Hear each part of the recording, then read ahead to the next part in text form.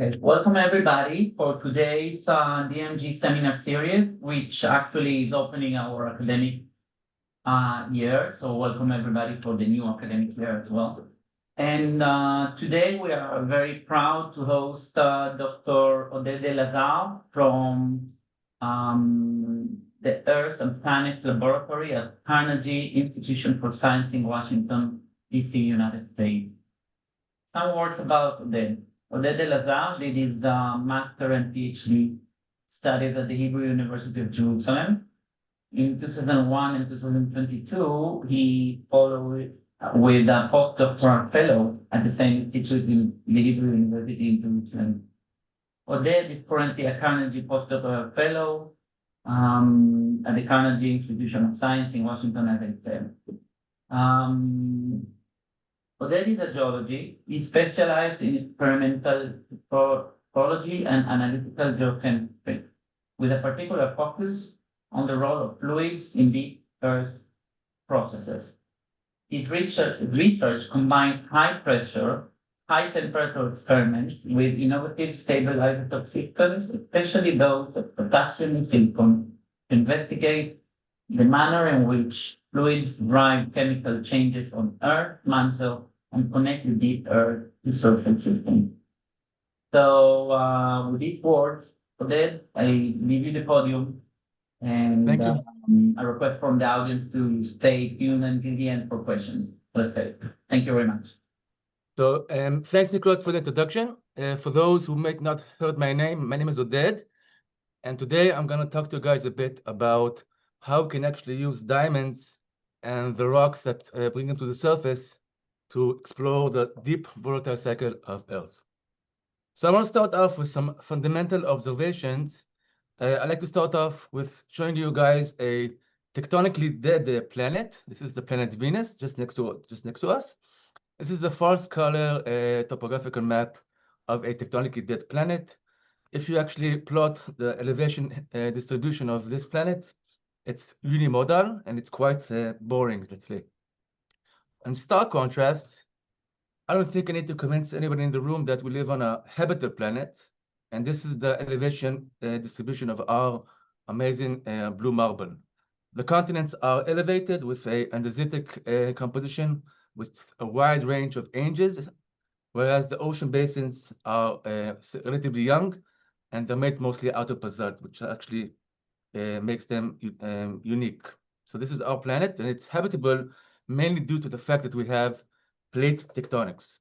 So what I'm showing here is a simplified cartoon of a subduction zone system with its oceanic spreading center with a plate that's being subducted into the deep and lower mantle with its associated volcanic arc and a continent and behind where we have diamonds and kimberlites, which would be the main focus of my talk today. So I want to zoom in a bit just to show you guys the importance of the plate tectonic paradigm into the volatile cycle. So if you zoom in into the mid-ocean ridge system and take a look at where we have surface water actually interacting with the hot mantle, we can see that through fractures in the rock, we have hydrothermal circulation at depth. And you guys know this better than me, that these guys, which are black smokers, are the telltale evidence for hydrothermal activity. If we zoom out a bit and think about it as a general process, what's going on is essentially we're taking a peridotite, which is the main constituent of the mantle, and we're hydrating it through hydrothermal reactions to form serpentinites. Essentially, we're locking in the water from the ocean floor into minerals that will later be subducted. If we go to the field scale, this is a beautiful image from our neck of the woods, from Psyros, Greece. We see a huge exhumed crustal block from a paleo ocean, which has been somehow exhumed onto the surface. This is just one fragment of such a process, and this is a huge block which actually represents a serpentinized oceanic flow. If we zoom out even more and look at it on a global scale, here I'm showing you guys back a cartoon of the subduction system, and I'm showing a simplified mass balance of carbon Essentially, we can model, this is after Planck and Manning from 2019, but it's simplified. Essentially, if we take the input of carbon into the subductant system in the form of either oceanic crust, its associated sediments, and the peridotite, we can see that it largely overgrows what we see that's going out in the arcs. Again, this is somewhat simplified because some carbon can be released prior to the arc. The volcanoes are a transient phenomenon. So this is simplified, but the take-home message is that some carbon and some hydrogen at least can bypass the arc system and be recycled back into the deep earth. This has implications for actually on the long term of the habitability of our planet. So who am I? I think Nicholas just mentioned it in a sec. I'm an experimental petrologist and analytical geochemist. I have two main avenues of research. When I use experimental petrology in my favor, I can ask questions regarding such as how do volatile bearing rocks melt, and what are the types of fluids which are associated with melting of a volatile bearing mantle. Here I'm showing a nice picture of an experimental capsule made out of gold with a synthetic rock in it. And we can actually use experimental petrology to actually assess the equilibrium between a solid rock and a melt phase using experiments. Today, I'm mostly going to be talking about my hat as an analytical geochemist. And here I'm showing you guys the lab here at Carnegie, which is under renovation nowadays, but this is how it looks like. We have a nice humid summer day outside in DC, and inside we have a multi-collector ICP-MS.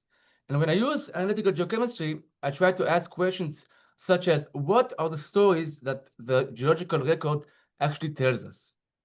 So here I'm showing you guys a picture of myself with a nice big diamond, and this is a blow up of the diamond, and these are also one of the main protagonists of my talk today. So let's go back a bit and look at the globe on a global scale and actually search for where we can actually look for any evidence of surface recycling into the deep mantle.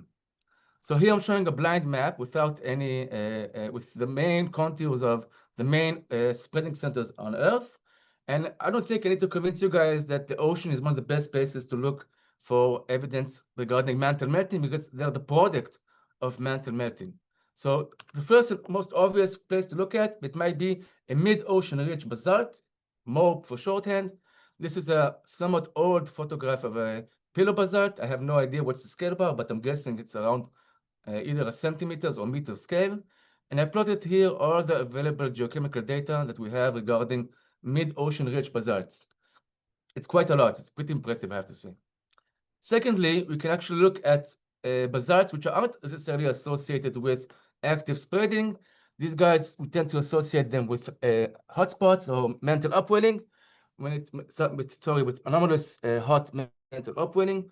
When it's on the oceans, we call them ocean island basalts, or OIB for short. And some of the most famous ones are Iceland, Hawaii, the Galapagos somewhere here, the Canary Islands. And here I'm showing you guys a blow-up picture of a French territory, which is called La Réunion. And every time I talk about ocean basalts, I feel like I'm in the wrong profession, because this is essentially paradise on Earth in a way. So we can sample the mantle through basalts that erupt onto the seafloor. The main issue when we do that is twofold. First of all, geologically speaking, the oceanic crust is young. It's actually very young when we think about deep time. Here I'm showing a map with the continents are irrelevant and the ages of the ocean floor. And essentially we have young new crust forming at the mid-ocean ridges, and we progressively become older as we go away from the ridge, until we eventually subduct and get and recycle the oceanic crust during subduction.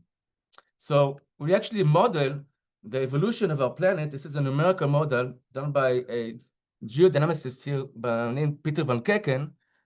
The colors represent the volume of unmelted material, but it doesn't really matter. What I'm showing here is that the upper mantle and maybe also the lower mantle are very well mixed throughout the history of our planet. So essentially, I just showed you guys the entire history of planet Earth in around 20 seconds, where we have subduction events and we have oceans opening and closing, orogenesis. but the mantle is all this time is mixing. So any signal that we get from oceanic basalts today is inherently a time-integrated signature. So how can we actually look at the volatile cycling through deep time? So for that, we have to go back to the continents. So back to this blind map. Now the ocean basins are have much smaller symbols, and I'm showing you guys the rocks that are exposed, which are arcane in age, meaning that they're older than 2.5 billion years old. These are what we call cratonic nuclei.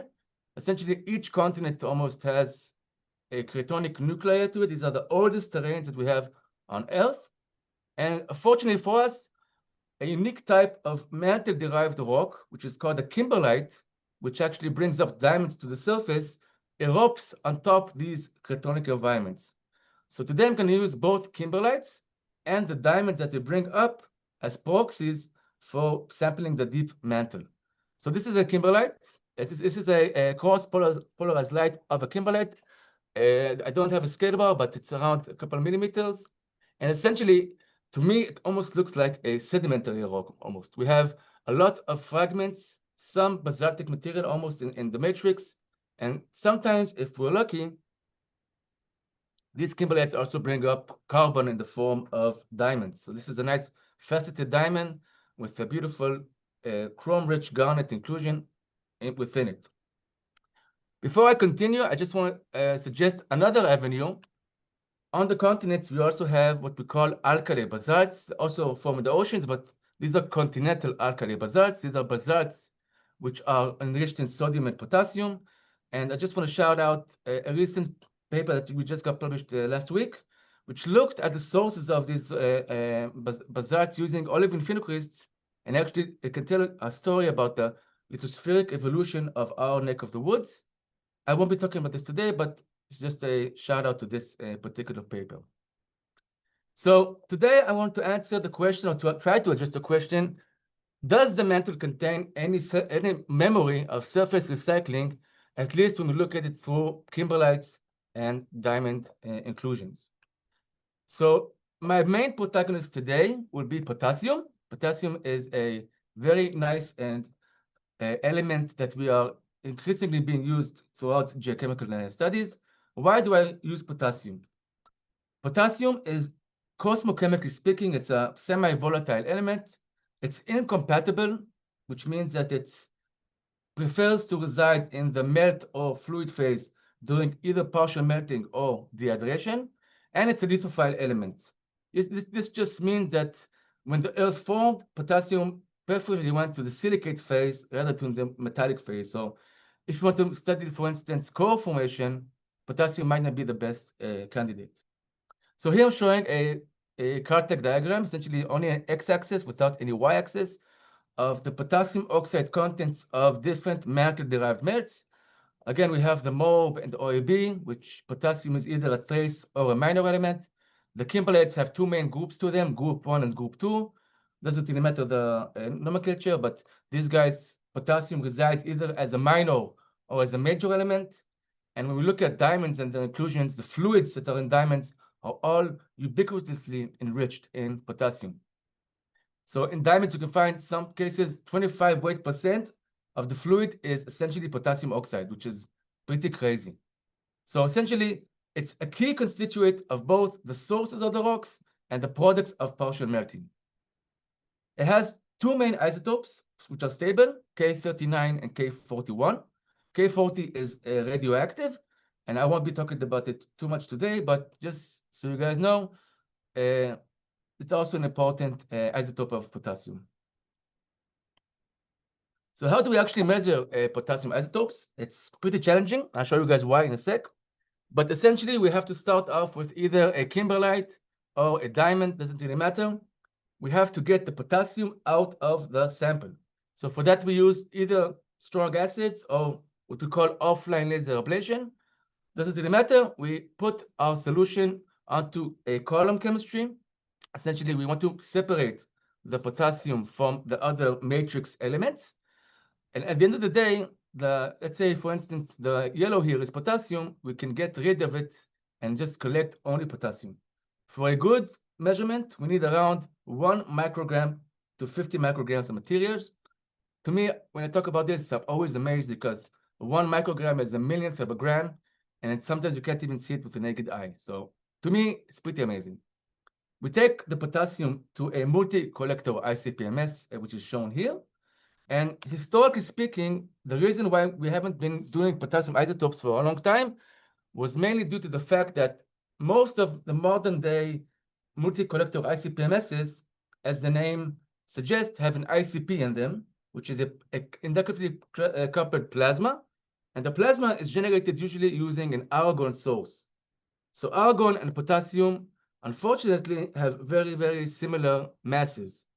So we can overcome this problem using two main methods. The old school way of thought was using what we call a cold plasma. This is a spectra of potassium isotopes. Essentially, what we used to do is we cooled down the plasma and essentially less ionized the argon, and we have to use a high resolving power in order to see the interferences. So here I'm showing a shot there, which is a potassium and argon interference. So you have to resolve this in order to get a good measurement on the isotope of interest.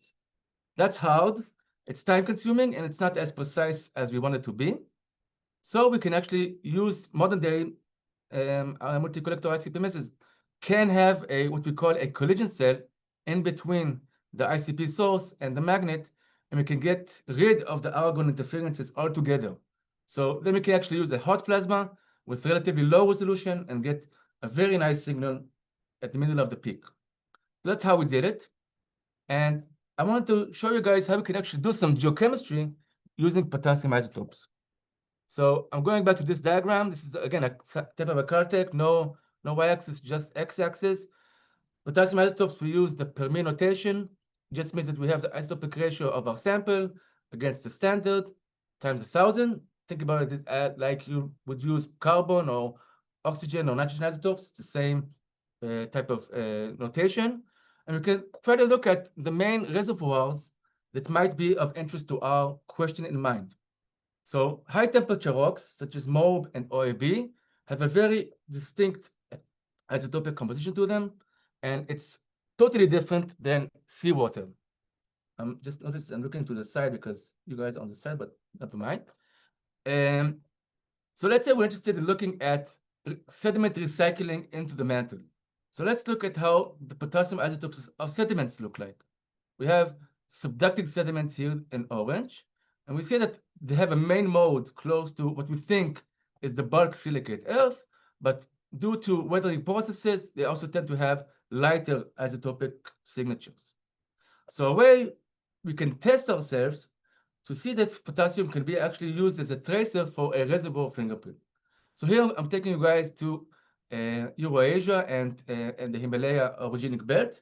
You have a huge orogenic event here, essentially producing the Alps and the Himalayas. And we have numerous volcanoes, which we call either ultrapotassic or, this is a funny word in my mind, a shosenitic rock series. These are rocks which are extremely enriched in potassium, but they're all mantle derived. And from other isotopic influences and also trace sediments, we know that there are sediments in their sources. So this might be good rocks to test whether potassium can be used as a reservoir fingerprint. And indeed, when we use potassium isotopes in these types of magmas, while the majority of them fall on the bulk silicate earth, we have not an insignificant proportion which fall very similar to subducting sediments. So potassium can be used, one, as a reservoir fingerprinting technique. Another useful thing using stable isotopes is to look at processes. This might be even more interesting in many aspects. Here I'm showing you guys a somewhat simplified pressure versus temperature diagram of let's call it a basalt. Essentially, we could take our mid-ocean rich basalt, take it from ambient pressures and temperatures, and subduct it to high temperature and high pressure. We're going to go through either a green schist or a blue schist phase schist, but all roads lead towards an eclogite. This is an eclogite is essentially a high pressure, high temperature subducted oceanic crust. This is one of my samples. This is called this is from Roberts Victor from South Africa. a beautiful rock in my mind. We have green clinopyroxene, which is called omphacite, and we have reddish or almost orangish garnets.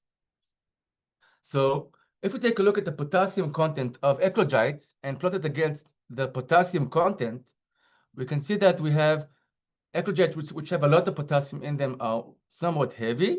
And as we go down in potassium, the eclogites become progressively lighter in the isotopic composition. This is a telltale sign of what we call a Rayleigh distillation process. And you can actually model this quite nicely. So we know that eclogites are used to be at least oceanic rust. So the protoliths were either highly altered oceanic rust with a lot of potassium and almost seal water-like isotopic compositions, or slightly altered with little potassium and more mantle-like compositions. And either way, you have to, while you subduct, you have to dehydrate your sample, your sample, and the residue becomes increasingly lighter, isotopically speaking, whereas the fluids which are released are isotopically heavier. So at the end of the day, we can fit our natural data to a Rayleigh process here, where the residual eclogite is essentially dry and light. Okay, so let's go back to what we're talking about. So does the mantle actually contain any surface of recycling? Let's look at kimberlites. So this is one of my main projects here at Carnegie. So here I'm showing you guys the entire sample set that I worked on for the last couple of years. This is an age distribution of kimberlites eruptions throughout geological time. These are the samples that I got my hands on. The color coding is mostly black, and the gray and orange are kimberlites, whereas the green and blue samples are what we call lamporites, which I won't be talking about today, but I actually also worked on quite a lot. And we have an entire range of ages and geochemical variability. Today, I'm also going to be talking about diamonds from Sierra Leone. So these are these guys, which I'll be talking about later. So we have an entire range of ages and geochemical variability. So let's try to do some systematics using potassium isotopes in kimberlites. So here I'm showing you guys a magnesium versus delta K diagram. This is a kimberlite. Again, it's a very complicated rock. We have crustal fragments, we have mantle fragments, we have original material. It's hard to deconvolute this rock. So we have lavas from Iceland, which follow a very nice fractionation line. And we can see that at least for potassium, it's insensitive to magmatic fractionation. So with this, in this way, we go towards magmatic fractionation. Isotopes of potassium don't really care about that. If we go on the other direction, mainly we go towards higher magnesium contents, we essentially contaminate the sample with olivine, or the lithosphere, essentially. So to the right, it's fractionation. To the left, it's contamination. These are the samples that we analyzed. It looks like a bit of a mess, but let's go through it together. We have estimations of a primitive kimberlite in gray and in orange. Most of the samples plot along what we think is the bulk silicate earth. And as we progressively go towards contamination samples, we start to diverge towards either heavier or lighter isotopic compositions. So I want to focus on the gray samples today, which have a nice linear correlation against magnesium. And these samples are from Canada, specifically from Lac de Gras. Canada, for the last 20 or 30 years, has put a lot of emphasis on mining diamonds, and that's why we have a lot of data from these kimberlites. And the Canadian kimberlites are useful because we know a lot about what's actually making them crustally or lithospherically altered. We can use silicon over alumina ratios and magnesium over terbium ratios to actually use as this discrimination diagram between crustally contaminated samples or lithospherically contaminated samples. And let's see where our samples plot on this diagram. So our samples are either crustically contaminated or lithospherically contaminated. So let's use the silicon over alumina ratio as a proxy for either crustal or lithospheric contamination and plot our delta K values versus that. And essentially, we can see that the light values correlate with crustically altered kimberlites, whereas the heavy ones are most likely inherited from the lithospheric metal contamination. We know from previous studies that the Canadian mantle has seen subduction in its past, and this is most likely inherited from past subduction events. So if we zoom out a bit and take the delta K of kimberlites, again on a x-axis only, and do some statistics with it, you can see that the kimberlites are essentially indistinguishable from MORB and OAB. So the mantle reservoir that makes kimberlites is essentially the same as we think about when we think about MORB and OAB. We can actually plot this throughout geological time, as any good geologist would do. And again, these samples we can explain trend towards mantle-like values. And essentially throughout the last billion years or so, there's no major isotopic shift in the sources of kimberlites throughout time. So with that, that's my 2 cents about kimberlites. Now I want to shift gears towards how we do some diamond research and look at diamonds as a proxy for deep volatiles and deep time. So this is a crash course in diamond petrology or diamond geochemistry. This is a nice, again, beauty is in the eye of the beholder. This is what we call a fibrous diamond. We don't usually tend to make jewelry out of this stuff. But if you open this guy up and polish it on both sides, a nice picture can emerge sometimes. We have a nice, almost gem core to the diamond, which has some mineral inclusions in it, maybe. But it's overgrown by this series, almost like tree rings. And if you take zoom in on those types of inclusions, you can see that this is, it's opaque because it's made out of tiny micro inclusions of fluids which are trapped in the diamond itself. So this is on the micron scale, and if we go to the nanometer scale using an electron microscope, this is one inclusion to be seen. So I'm showing you guys here a variation diagram of silicon versus magnesium. The kimberlites are given as a reference point. Again, these guys are ultramafic in nature, meaning that they have little silica and high magnesium.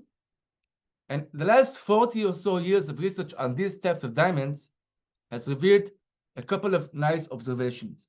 We have fluids which can be carbonatitic in nature or very magnesium rich, which we can actually associate with kimberlites and oceanic basalts. We have an entire array of fluids which are either very silicic or less silicic, which we call silicic to low magnesium carbonatites, which we actually link to partial melting of eclogites of subducted oceanic crust. And last but not least, we have very enigmatic fluids which are saline in nature. Essentially, they don't have any silicon or any magnesium, but they're very enriched in chlorine, sodium, and sometimes even barium. So I worked for potassium isotopes. This is the first ever measurement on diamonds ever. So I had to choose carefully which type of diamonds to actually work on. So I had to choose big diamonds. So this is a scale bar. So these diamonds are around 3 millimeters in diameter. So we can actually hold them without any pause. And this is photomicrographs of the diamonds that I worked on. These guys have, some of them have clear cores and fibrous overgrowths. Some of them are completely fibrous. Irrespective, the chemistry suggests that they're all silica-rich in nature, and some of them are even zoned. Some of them have some carbonatitic fluids in them, but they're mostly silicic.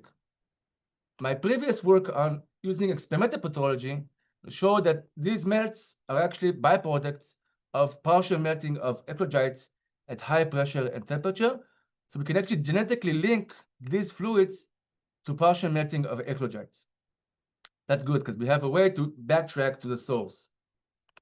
So these are the isotopic values that we got.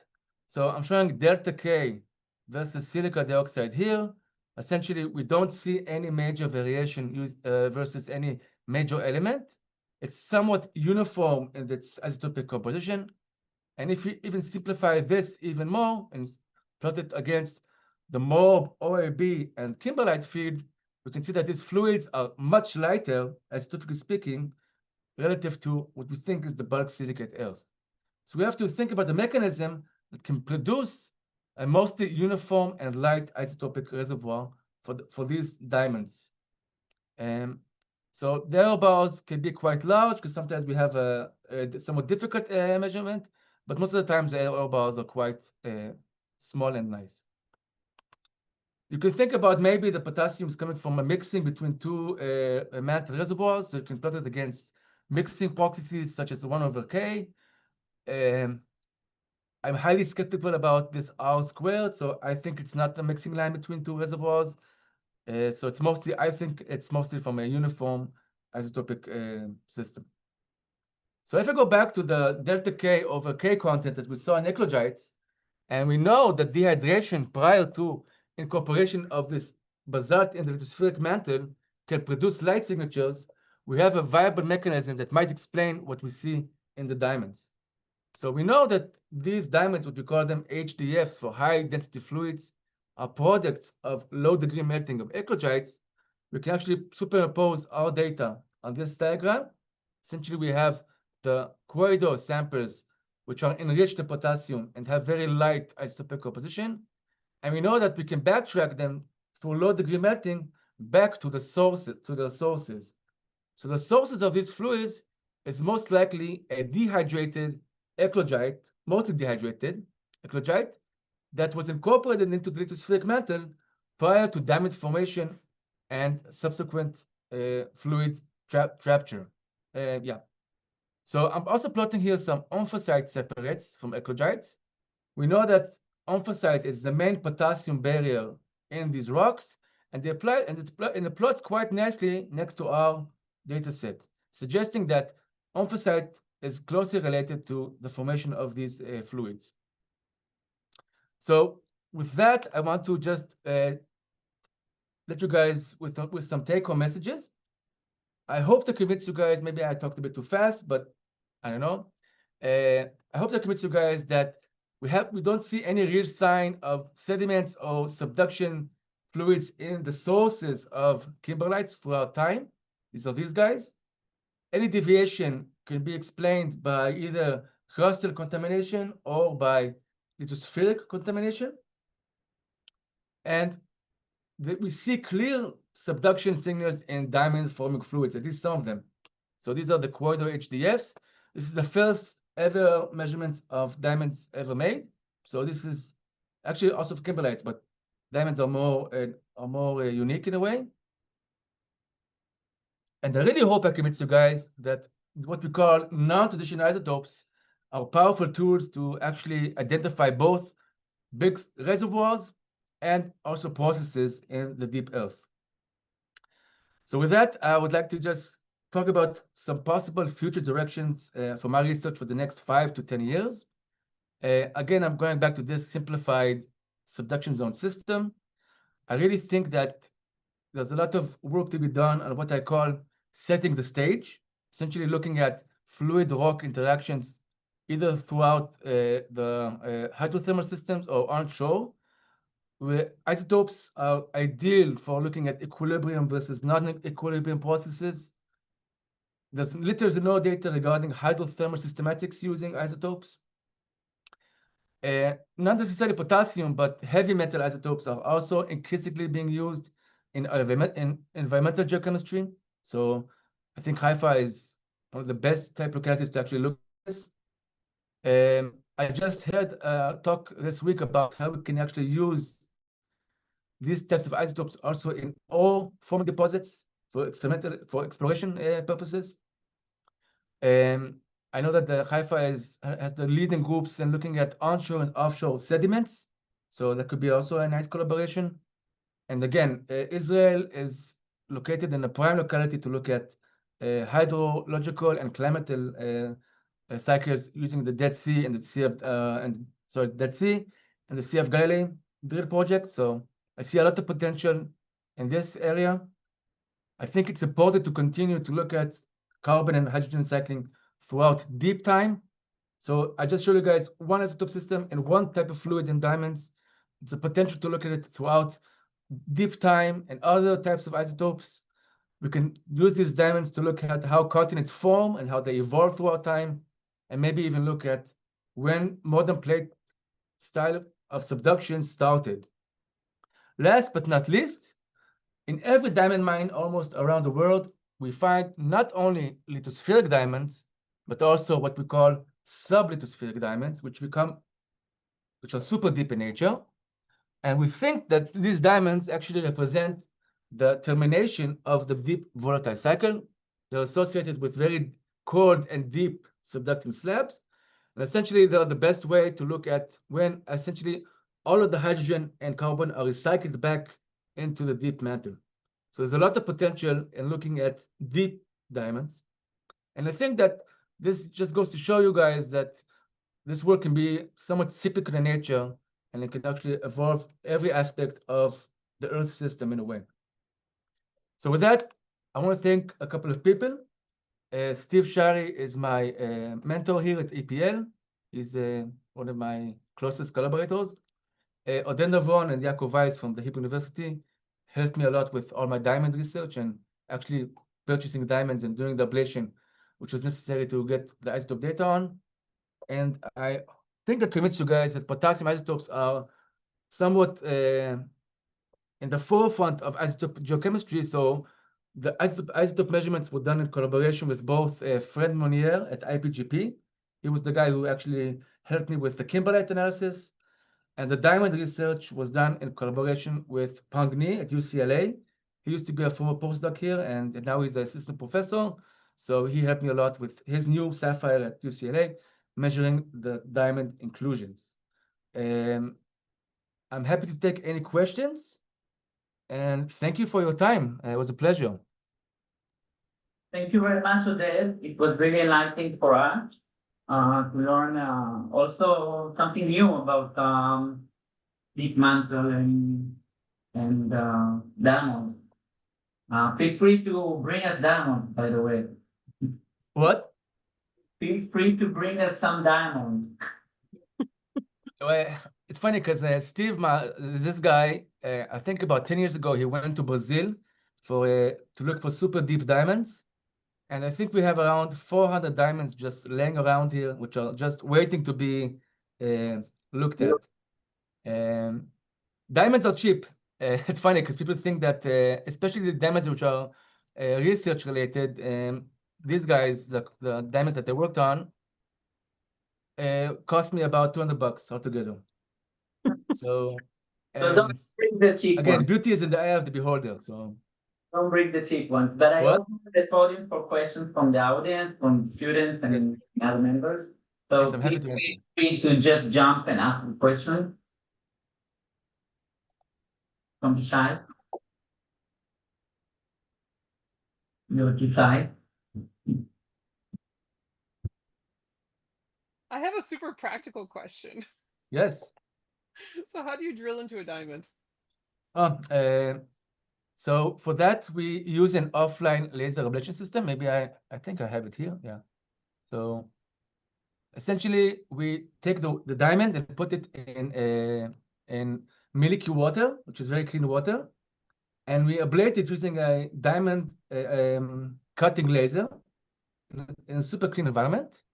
And we take the ablation material and we do column chemistry on it. So this is a diamond after being ablated. I think I have a backup slide for this. Maybe I do. I hope I do. Yeah, here. So typically when people looked at diamonds for the last 20 years or so, they used laser ablation systems which are essentially designed for zircons and garnets and whatnot.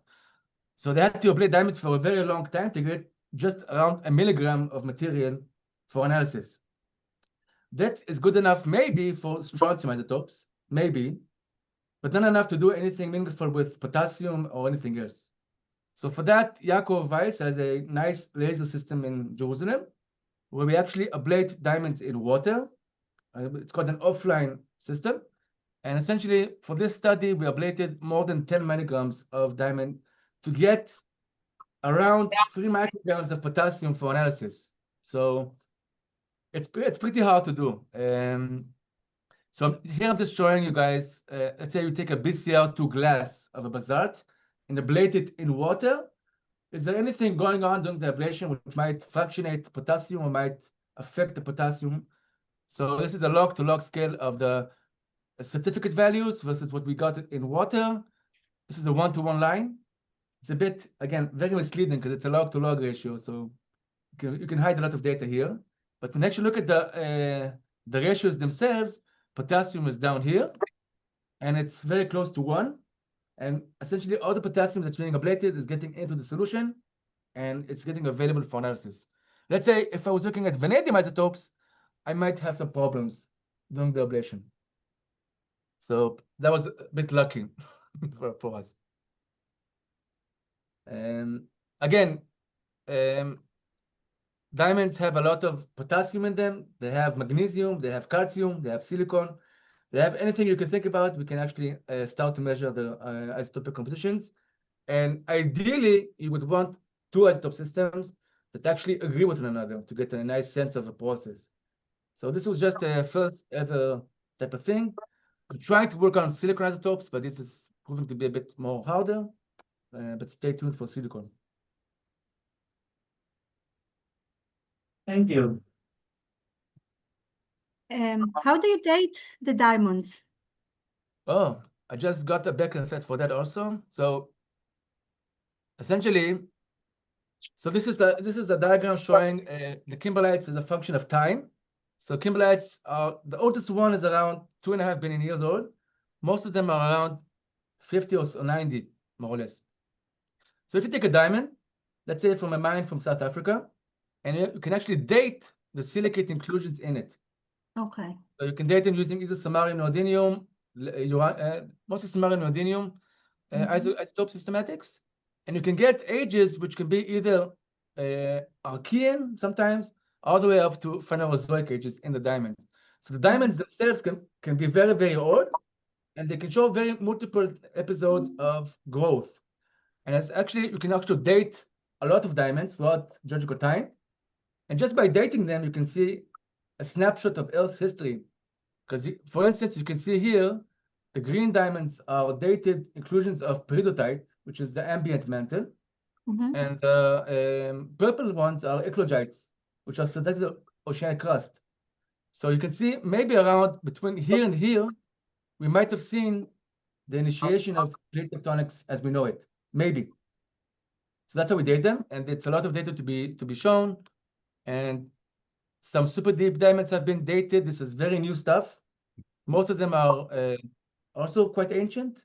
And the fibrous stuff, which have fluids, usually are pretty young, but also can go back into deep time. So diamonds have a lot of potential to track the evolution of the continents, either through minerals or through fluids. So, yeah. And there is a difference with time with the composition of the diamonds, or they still, continue to be, separated in different groups along the time? So I don't have the figure here, but we had the project. I wasn't involved, but to look at carbon isotopes, for instance, because diamonds are made out of carbon, and people try to look for any secular variation of carbon throughout deep time using isotopes, and essentially all the carbon is more or less the same throughout the geological time. It also means something, right? Typically, when we actually measure the carbon isotopes of fibrous diamonds, they come back mantle-like, which is pretty strange because we have all these different fluids which are coming in, but the carbon seems to be all mantle. So I think I showed here that while the carbon might be mantle-like, the potassium for sure is coming from a different source. So again, diamonds are very cool, and they have a lot of not just like beautiful stones, but also they have a lot of potential to do long-term geochemistry, let's put it that way. And again, like fluid inclusions can also be found in quartz and salts. So anything that we can see in diamonds can also be applicable for other types of systems, but diamonds are what I know. So if you're saying that inclusions can form in quartz, for example, one of the things in the quartz that we see today on the 9 littoral cell is that I always say that the quartz is inert, geochemically inert, like you cannot measure anything. Do you think this kind of quartz will have inclusions in it? Was it tested? I have no idea. I would think that actually it's a good project to look at, because again, because it's inert, anything that you have in it would be as actually inherited. Yeah. Mhm. Typically, when you look at quartz, the inclusions are pretty obvious to see. I haven't ever looked at quartz grains from the Nile, to be honest with you. I wish I was there. But it's doable. It's completely Yeah. doable. It's probably simpler than measuring it in diamonds, I guess. I'm not sure, actually. I'm not that Okay. sure because, again, diamond has a nice reputation, but it's just carbon, right? So Yeah. in a Mhm. way, and quartz is only silicon dioxide, so it's the same thing. Yeah. Yeah, Okay. again, there's also a lot of fluid inclusions in all the salt deposits in the Dead Sea. You can Yeah. look at combinations between the water and like the evaporating water and the residual salt. Could be interesting to look at as a proxy for climate. Again, a lot of potential to be made using these systems. You just have to know what are the right questions to be asked. Yeah.